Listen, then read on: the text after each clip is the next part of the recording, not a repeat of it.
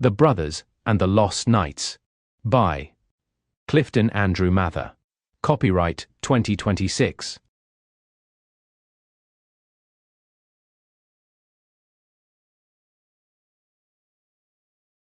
Chapter 1.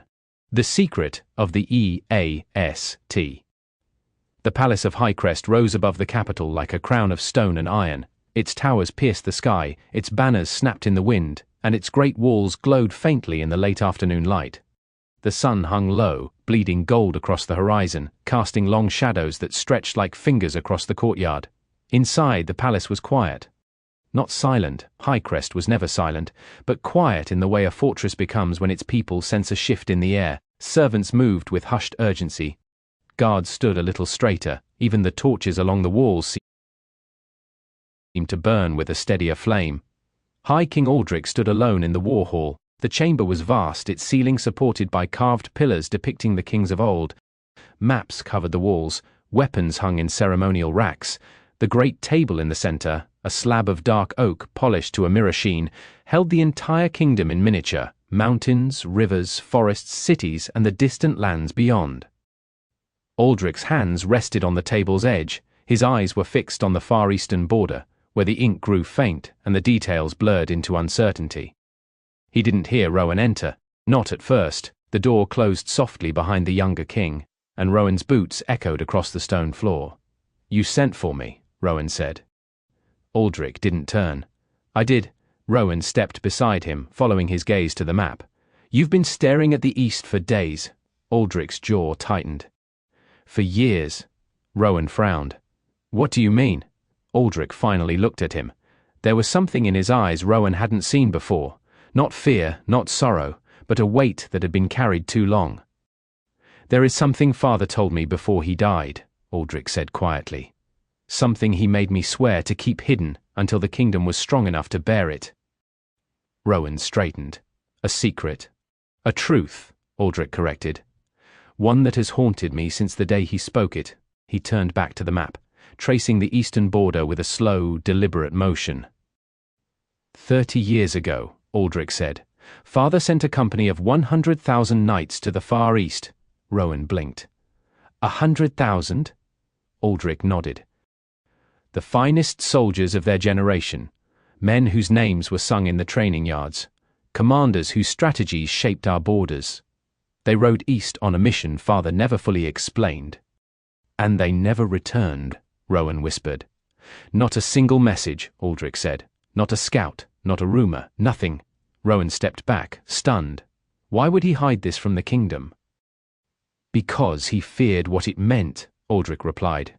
"He feared the kingdom would lose faith if they knew an entire legion vanished without a trace." Rowan stared at the map, his voice low.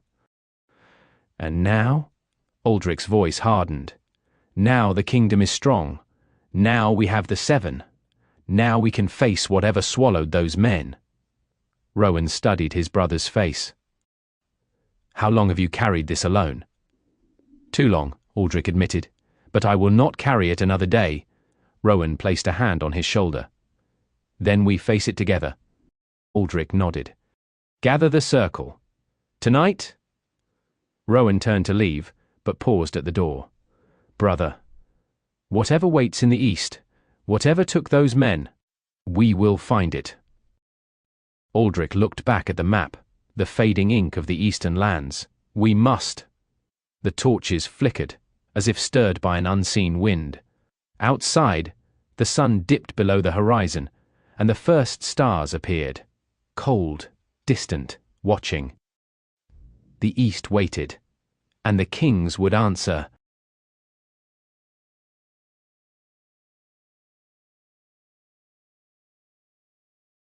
Chapter 2. The Circle of Seven Assembles. Night settled over Highcrest like a velvet cloak, the sky deepening into a dark blue scattered with stars. Torches flickered along the palace walls, their flames dancing in the cool wind. The city below hummed with distant life. Merchants closing their stalls, guards calling out the changing of shifts, families gathering around hearths. But inside the palace, the air was different, heavier, expectant, as if the stone itself sensed the weight of what was about to unfold. The council chamber was lit by a ring of tall iron braziers, their firelight casting long shadows across the carved walls. The great round table at the center, the table of kings, gleamed with polished wood and inlaid silver. It had seen centuries of decisions, alliances, wars, and oaths. Tonight, it would witness something new. Aldrich stood at the head of the table, Rowan beside him. They waited in silence, the tension between them unspoken but understood.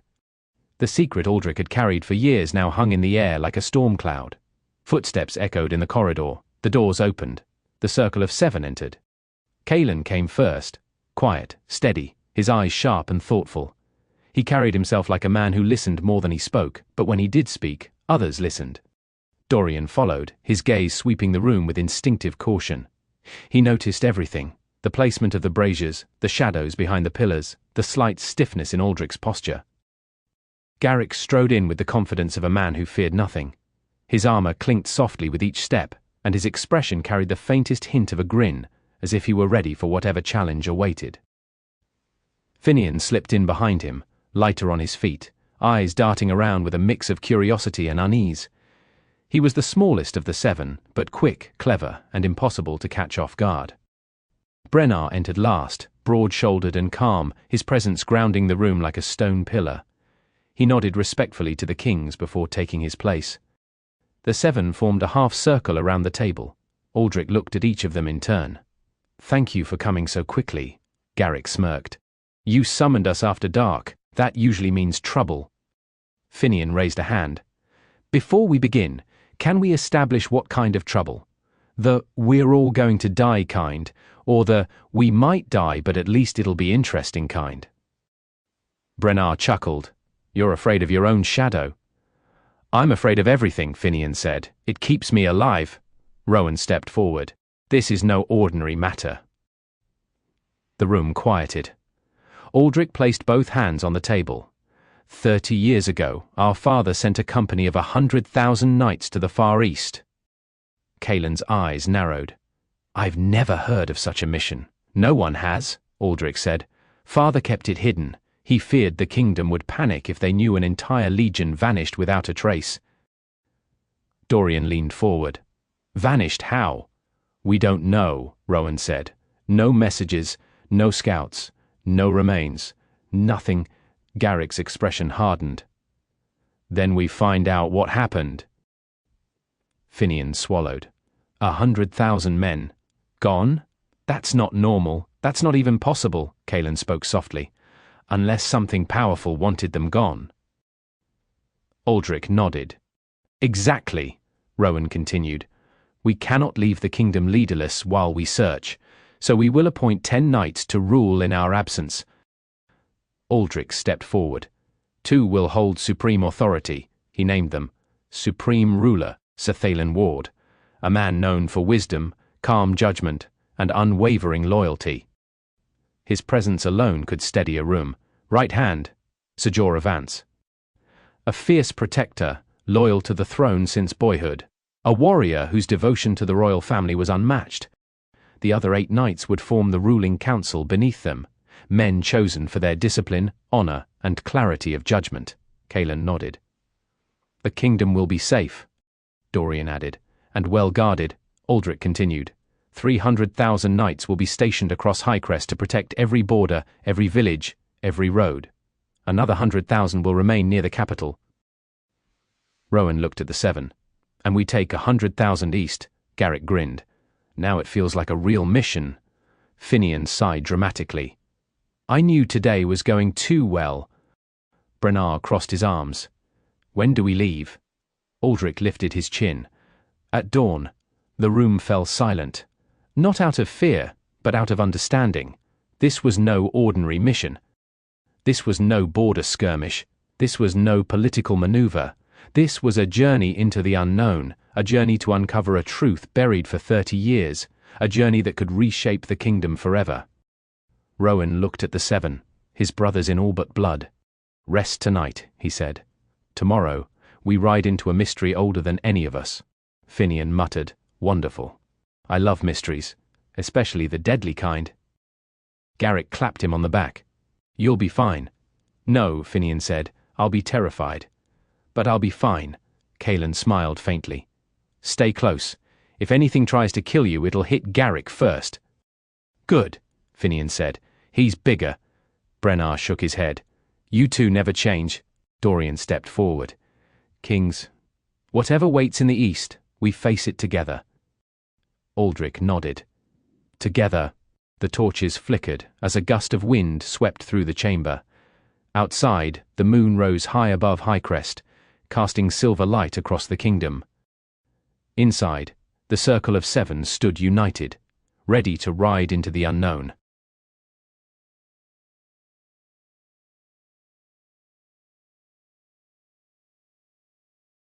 Chapter 3. The Journey East. Dawn broke like a slow-rising fire over Highcrest. The first light spilled across the rooftops, glinting off armor, spearheads, and the polished helms of the assembled army. The courtyard was alive with movement. Horses stamping, knights tightening straps, commanders shouting orders, blacksmiths giving last-minute adjustments to blades. The air smelled of leather, steel, and the cold bite of morning. Aldrich and Rowan stood at the front of the formation, their cloaks stirring in the wind. Behind them, the Circle of Seven mounted their steeds, each man silent, focused, aware of the weight of the mission. 100,000 knights stretched across the courtyard and down the great road, a river of steel and discipline. Finian looked over the vast formation and let out a low whistle. Well, if we die, at least we'll look impressive doing it. Garrick smirked. You worry too much. I worry the perfect amount, Finian replied. It's what keeps me alive. Brennar chuckled. You'll be fine. Just stay behind Garrick. Exactly, Finian said. He's big enough to hide behind.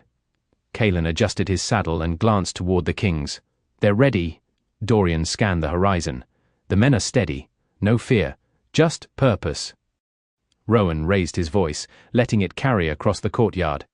Knights of Highcrest, today we ride not for conquest, not for glory, but for truth. 30 years ago, 100,000 of our brothers vanished in the east. We ride to find them, or to learn what became of them. A murmur rippled through the ranks, not fear, but resolve.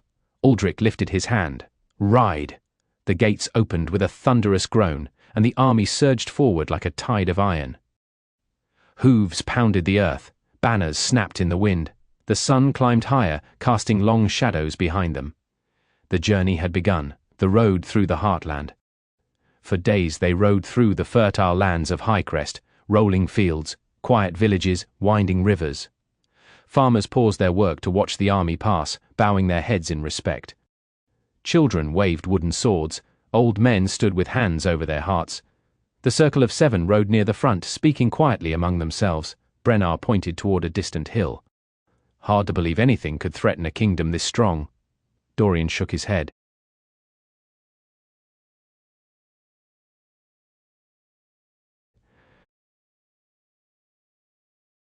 Strength means nothing if the enemy is unseen, Finian groaned. Can we not talk about unseen enemies? I prefer enemies I can actually stab. Garrick laughed. You'll get your chance. Cailan rode in silence, eyes distant. Rowan noticed. You're thinking, Rowan said. I'm remembering, Cailan replied. Stories my grandfather told me. Tales of the East, lands beyond maps, mountains that swallow men. Forests that whisper. Rowan frowned. You believe them? Cailan nodded slowly. I believe every story has a seed of truth. Aldrich overheard and spoke without turning. Then we will find that truth. The forest of hollow winds. By the seventh day, the land changed. The trees grew taller, darker, their branches twisting overhead like interlocking fingers. The wind carried a strange sound, not quite a howl, not quite a whisper, but something in between. The nights grew uneasy. Finian shivered. I don't like forests. Too many places for things to jump out and stab you. Brennar smirked. You say that about everything, because everything can stab you, Finian insisted. Dorian slowed his horse, eyes scanning the shadows. We're being watched, Garrick straightened. By who? Not who, Dorian said. What? Aldrich raised a hand, signaling the army to slow. Stay alert. The forest pressed in around them, the air thick with tension. Birds fell silent. Even the wind seemed to hold its breath. Rowan leaned closer to Aldrich. "This place feels wrong." Aldrich nodded. "The land remembers something." They rode on, deeper into the forest, until the trees thinned and the world opened again. But the unease lingered, the empty field. By late afternoon, they reached the place marked on Aldrich's map, the last known location of the missing legion. The army halted, the kings dismounted. The 7 followed. The field stretched out before them, wide, flat, empty. No bones, no weapons, no ruins, no signs of battle, no signs of life, just grass swaying in the wind. Garrick frowned. 100,000 men don't vanish into nothing. Kalen knelt, running his fingers through the soil. No tracks, no disturbance. It's as if they were never here. Dorian scanned the horizon. Or something erased their presence. Finian swallowed. "I hate that idea." Aldrich stood still, jaw clenched. "We keep searching." Rowan nodded. "Spread out, sweep the area." For hours they searched, the kings, the 7, the commanders, the scouts. But the land offered no answers. Only silence. Only emptiness. Only the faint echo of something long gone. As the sun dipped low, a scout rode toward them at full speed. "My kings!" he shouted. "We found something, a village, not far from here." Aldrich mounted his horse. "Lead us." Rowan looked at the 7. "Stay close." They rode toward the unknown. The east was beginning to reveal its secrets.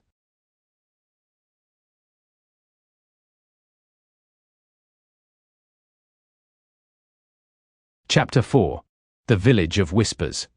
The sun dipped low as the army followed the scout across the rolling hills. The land softened here, the harshness of the forest giving way to gentle slopes, scattered trees and winding streams that glimmered in the fading light. The air smelled of wood smoke and tilled earth. As they crested a ridge, the village came into view. It lay nestled in a shallow valley, surrounded by fields of barley and wheat. Thin trails of smoke rose from chimneys. Lanterns flickered along narrow dirt paths. Children chased each other between cottages. Dogs barked. Farmers paused their work, shading their eyes as the massive army approached. Rowan slowed his horse. "They weren't expecting visitors." Aldrich nodded. "We'll approach peacefully." Finian squinted. "Peacefully? With 100,000 knights behind us? Yes, that screams friendly." Garrick grinned. "Relax.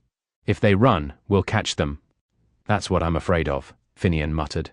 The kings rode down the slope, the circle of 7 close behind.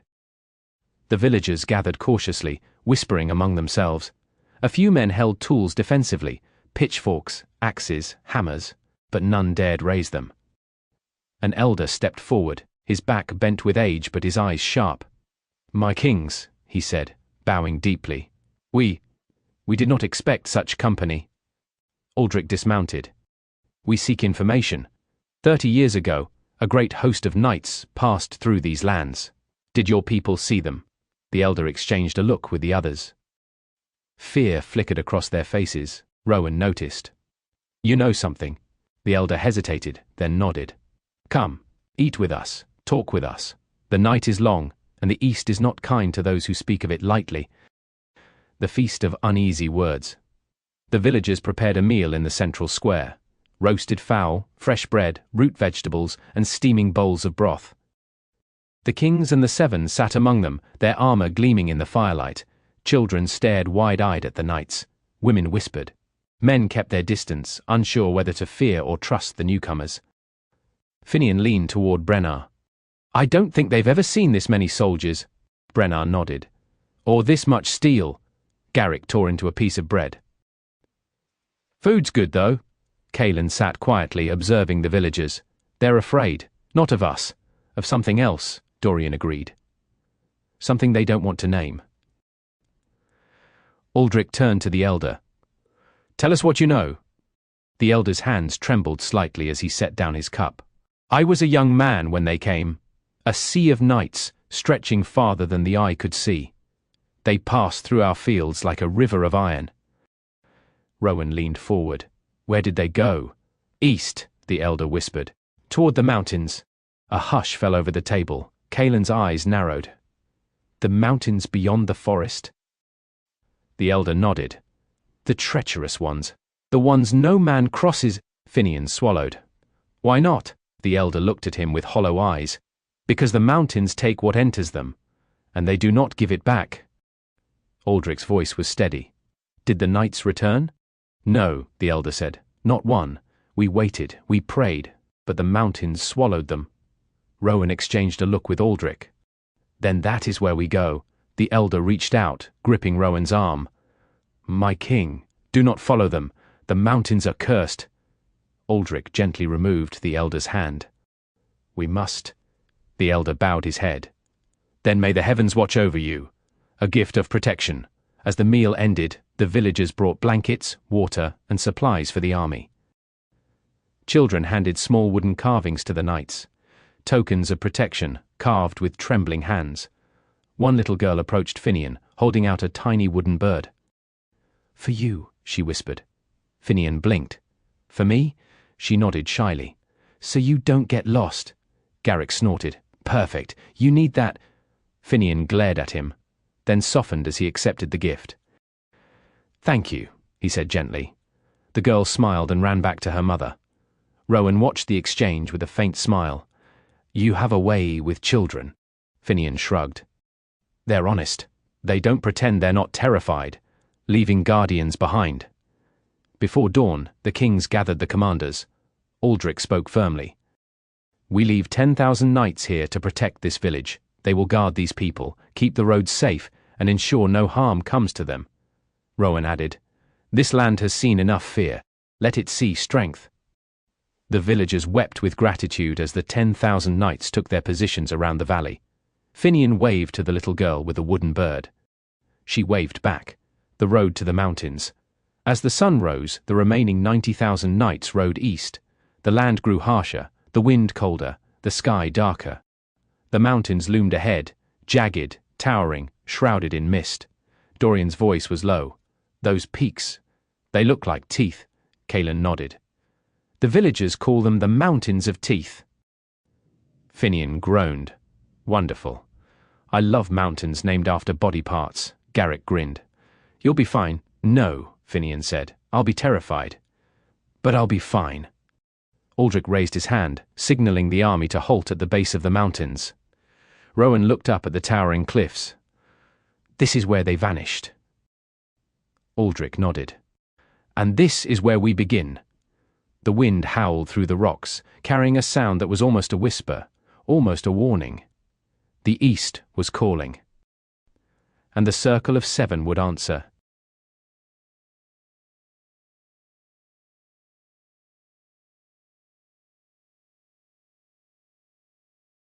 Chapter 5. The Mountains of Teeth. The mountains rose before them like the jagged spine of some ancient beast. Black stone, sheer cliffs, and peaks so tall they tore into the clouds. Mist clung to the slopes like ghostly fingers. The wind that swept down from the heights carried a low, mournful howl, as though the mountains themselves were alive and grieving. The villagers had called them cursed. The scouts had called them impassable. The old maps called them the Mountains of Teeth. Now the circle of 7 stood at their base, staring up at the impossible. Finian swallowed hard. I've changed my mind. I vote we go home. Garrick snorted. We haven't even started climbing. That's why I want to go home, Finian said. Before we start dying, Brennar chuckled. You'll be fine. No, Finian said. I'll be terrified. But I'll be fine. Aldrich raised his hand, signaling the army to halt. 90,000 knights came to a stop behind them, the sound of hooves and armor echoing off the stone walls of the valley. Rowan rode forward, studying the narrow pass that wound upward like a scar. This is the only way through? Dorian nodded. The only one that doesn't lead to certain death. Finian groaned. Wonderful. So this one only leads to probable death. Kaelin dismounted and knelt, touching the ground. The villagers were right. This place is wrong. Rowan frowned. Wrong how? Kaelin stood slowly.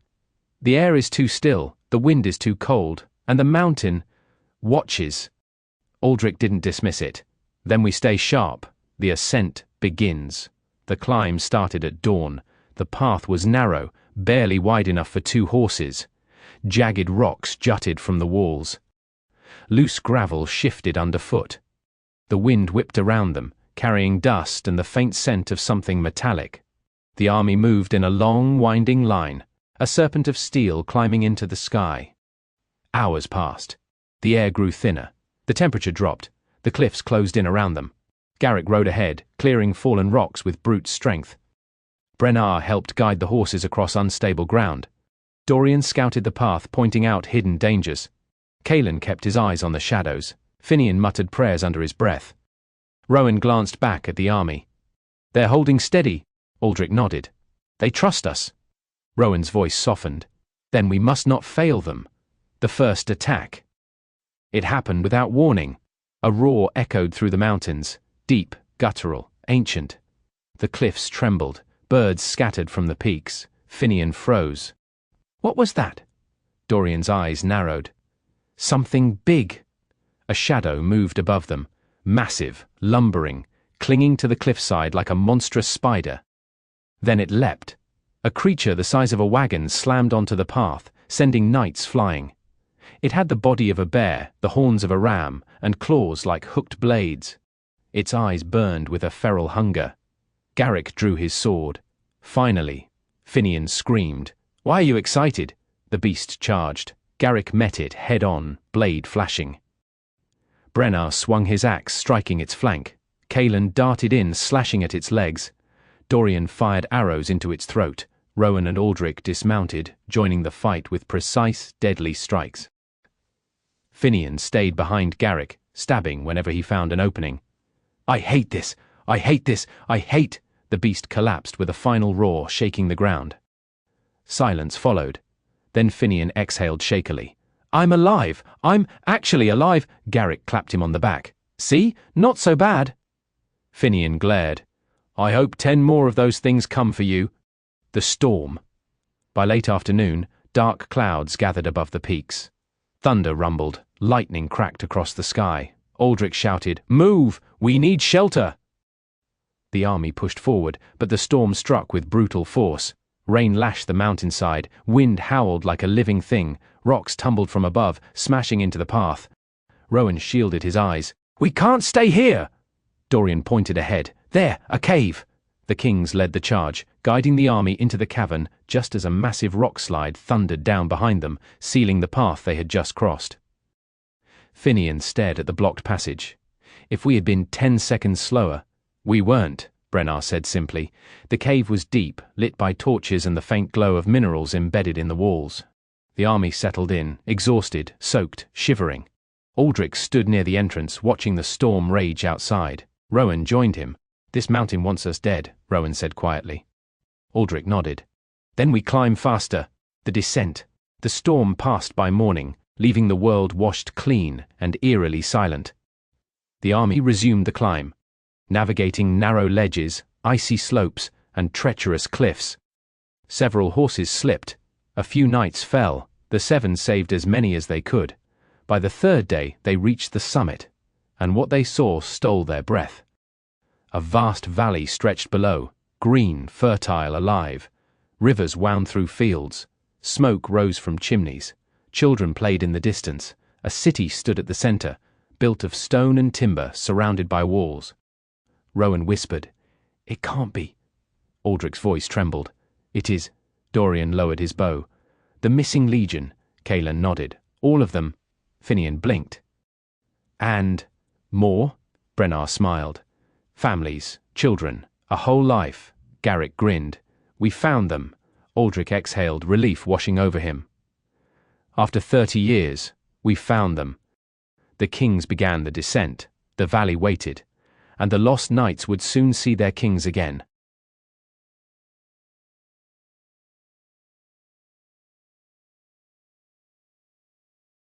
Chapter 6. The Lost Legion. The descent into the valley took hours. The path wound down the mountainside in sharp switchbacks, narrow ledges and steep drops that forced even the bravest knights to grip their reins tighter.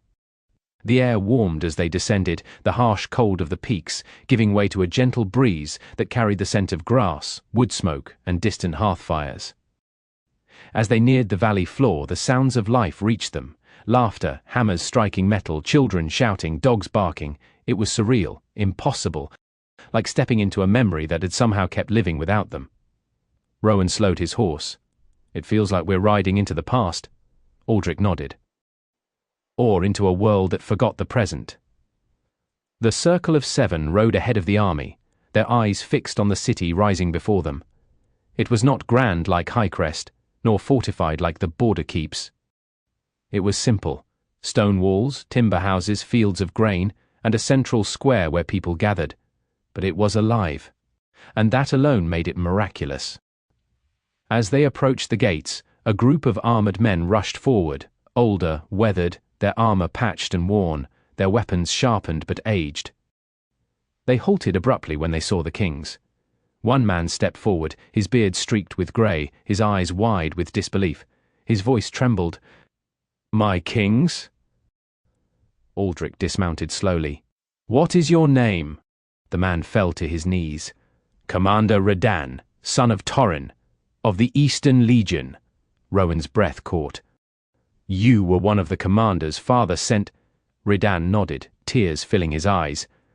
We thought the kingdom had forgotten us." Aldrich knelt and placed a hand on the man's shoulder. "We never knew you were alive, but we came for you." Redan bowed his head, overcome. 30 years. 30 years trapped beyond the mountains. Behind him, more soldiers gathered, men who had once been young and strong, now older, hardened, but still carrying the discipline of Highcrest in their posture. Then came the families, women with braided hair and simple dresses, children with curious eyes, young men and women who had never seen the kingdom of their fathers, babies carried on hips, elders leaning on canes, a city built from survival, a people forged from necessity, a legacy born from loss. Finian whispered, "They built all this alone?" Kaelan nodded. "They had no choice." Brennar's voice was soft. "They made a life," Garrick grinned, "and they kept their swords sharp." Dorian studied the walls. "They expected danger. They prepared for it." Aldrich stood and addressed the crowd. "People of the East, your kings have come." A cheer rose. Raw, emotional, overwhelming. Men embraced each other. Women wept. Children stared in awe at the gleaming armor of the newcomers. Rowan looked around, his voice low. "They survived. Against everything." Aldrich nodded. "But they could not return." The story of the lost. That night, the kings and the 7 sat with the commanders in the central hall, a large wooden structure built with care and reinforced with stone. Torches flickered along the walls. The air smelled of stew, smoke, and old memories. Commander Redan spoke first. "We crossed the mountains with full strength. 100,000 knights. Supplies for months. We expected hardship, but not what we found." Rowan leaned forward. "What happened?" Redan's eyes darkened. "The mountains closed behind us." Finian blinked. "Closed?" "Rockslides," Redan said. "Storms. The path we took was destroyed within days. We tried to climb back. We lost hundreds. The mountains would not let us return." Aldrich's jaw tightened. "So, you built this city?" "We had no choice," Redan said. "We found this valley, fertile, sheltered, safe. We built homes. We planted crops. We trained our children. We defended ourselves from beasts and storms." Kaelan nodded. "You survived." Redan smiled faintly. "We lived.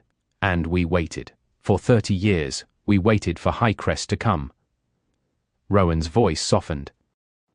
"And now we have the reunion."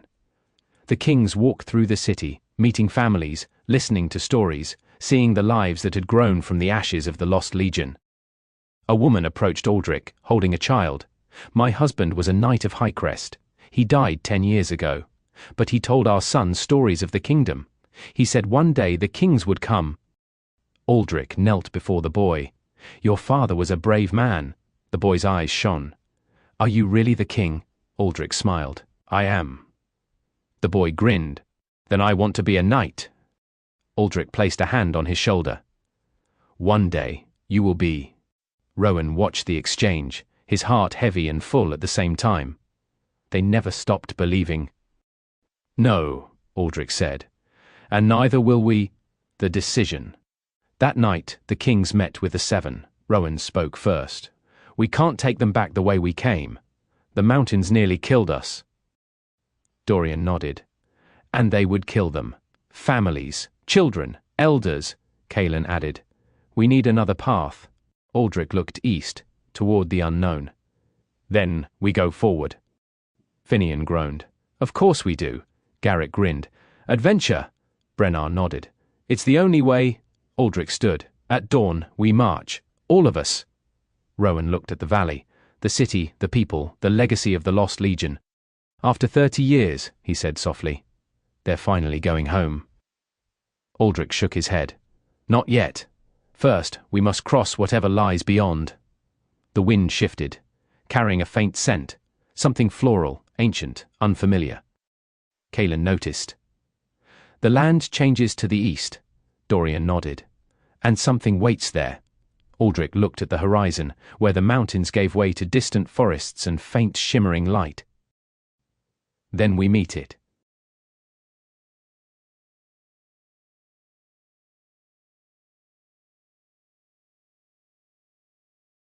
Chapter 7. The Kingdom of Legends. The morning they left the Valley of the Lost Legion, the air felt different, charged, expectant, as though the land itself knew something momentous was about to unfold. The reunited host was enormous now. 90,000 knights from Highcrest. 100,000 knights of the Lost Legion. Their families. Their children. Their wagons, livestock and supplies. A moving city of humanity and steel. Aldrich and Rowan rode at the front, the circle of 7 beside them. Behind them stretched a column so vast it disappeared into the horizon. Finian stared back at the endless line of people. I've never led a parade this big. Garrett grinned. It's not a parade. It feels like one, Finian said. A very slow, very heavy parade. Brennar chuckled. You'll live. No, Finian said. I'll be terrified. But I'll live. Kaelin rode in silence, eyes fixed on the eastern horizon. The land changes ahead. Dorian nodded. I feel it too. Rowan looked at them. What do you sense? Kaelin's voice was low. Something ancient, Dorian added. Something watching. Aldrich didn't dismiss it. Then we stay alert, the eastern forest. By midday, the terrain shifted. The grass grew taller. The trees grew thicker. The air grew warmer, sweeter, filled with the scent of flowers none of them recognized. The forest they entered was unlike any they had seen. Towering white-barked trees with leaves that shimmered like silver in the sunlight.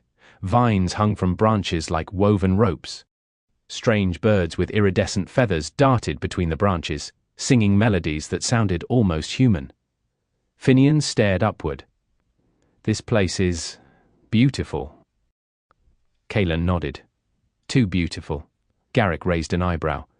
Too beautiful? Kaelin's voice was steady. Beauty can hide danger, Dorian agreed. And this forest hides much. As they rode deeper, the light dimmed beneath the canopy. The air grew still. Even the birds fell silent. Rowan slowed his horse. Something's wrong. Aldrich nodded. Prepare yourselves. The 7 reached for their weapons. Then the forest erupted. The ambush. Figures dropped from the trees, silent, swift, armored in white and gold. Their movements were precise, disciplined, deadly. In seconds the kings and the 7 were surrounded. Finian froze. Oh no. Garrett grinned. Finally.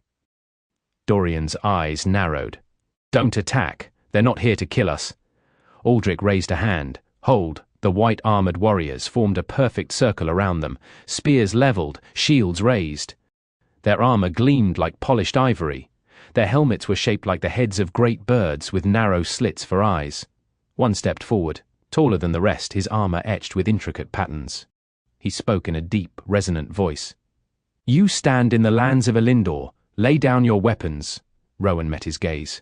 We come in peace. The warrior studied him. Peace is not yours to declare. Aldrich dismounted slowly. We seek passage. And answers.